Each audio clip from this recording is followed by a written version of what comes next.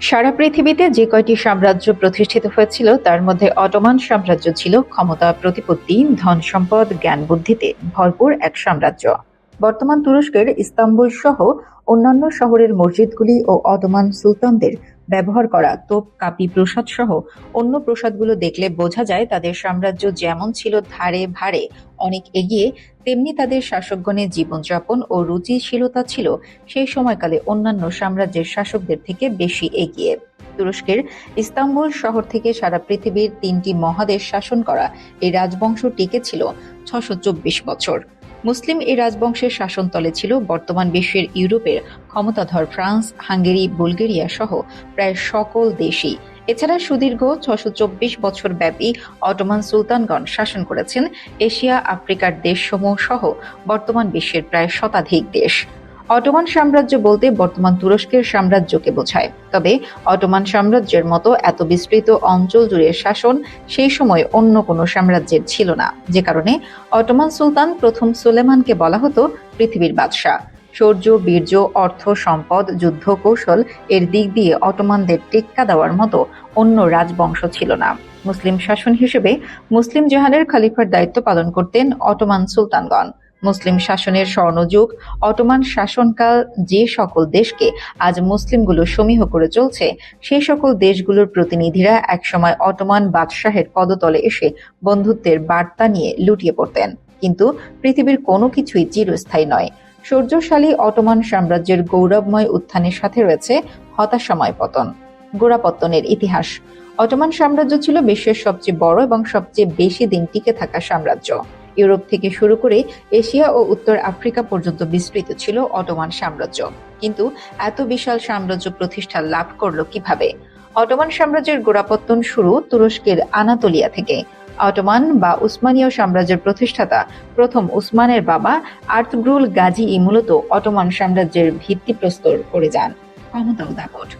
Ottoman বা উসমানী সাম্রাজ্যের বাদশাহদের ক্ষমতা ও দাপট এত বেশি ছিল যে তাদের সামনে কোনো মানুষ মাথা উঁচু করে কথা বলতে পারত না। বিশাল দক্ষ সেনাবাহিনী, প্রচুর পরিমাণ অস্ত্র ও অঢেল অর্থের সামনে অন্য কোনো সুলতান বা বাদশাহ মুখোমুখি হওয়ার সাহস পেতেন না। অটোমানদের ৬২৪ বছরের শাসনামলে তাদের রাজধানীকে বাইরের কোনো শক্তি আক্রমণ করার সাহস করেনি, যদিও সাম্রাজ্যের শেষের দিকে তাদের প্রতিপত্তি অনেক কমে গিয়েছিল। সুলতান সুলেমান হাঙ্গেরির বিরুদ্ধে মোহাচের প্রান্তে মাত্র ১.৫ ঘন্টায় যুদ্ধ জয় করেন। সে যুদ্ধে হাঙ্গেরির লুই নিজেও মৃত্যুবরণ করেন। বর্তমান বিশ্বের ক্ষমতাধর রাষ্ট্র ফ্রান্সও সে সময় অটোমানদের সাথে মিত্রতা করতে বাধ্য হয় এবং তারাও অটোমান বিভিন্ন হারে কর ও উপঢৌকন পাঠাত। সুলতান সুলেমানের সময় অটোমান স্থল ও নৌ উভয় দিকেই অপরাজেয় ক্ষমতার অধিকারী। তাদের মুখোমুখি হওয়ার মতো সাহস কেউ দেখাতো না সে সময়। বাবা সেলিমের মতো সুলতান সুলেমানও সাফাভিদের বিরুদ্ধে যুদ্ধ করেন, পারস্যের রাজা শাহ তাহমাম্প এর বিরুদ্ধে যুদ্ধ করেন এবং বাগদাদ ছিনিয়ে নেন। সুলতান সুলেমান যেমন তার সাম্রাজ্যকে ক্ষমতা ও দাপটের দিক দিয়ে উচ্চতর আসনে নিয়ে গিয়েছিলেন, তার পরবর্তী সুলতানেরা সেটার বৃদ্ধি করতে সক্ষম হননি। পরবর্তীতে সুদক্ষ সুলতানের অভাবে সাম্রাজ্যের দাপট ধীরে ধীরে কমতে থাকে। ১৫২০ সাল থেকে ১৫৬৬ পর্যন্ত ৪৬ বছর সুলতান সুলেমান যখন শাসন করেছেন, তখন ৩ মহাদেশের বাদশাহ হিসেবে তাকে কেউ মেনে নিতে অস্বীকার করার সাহস পায়নি। যারা এই দুঃসাহস করেছে তাদের পরিণতি খুব খারাপ হয়েছে।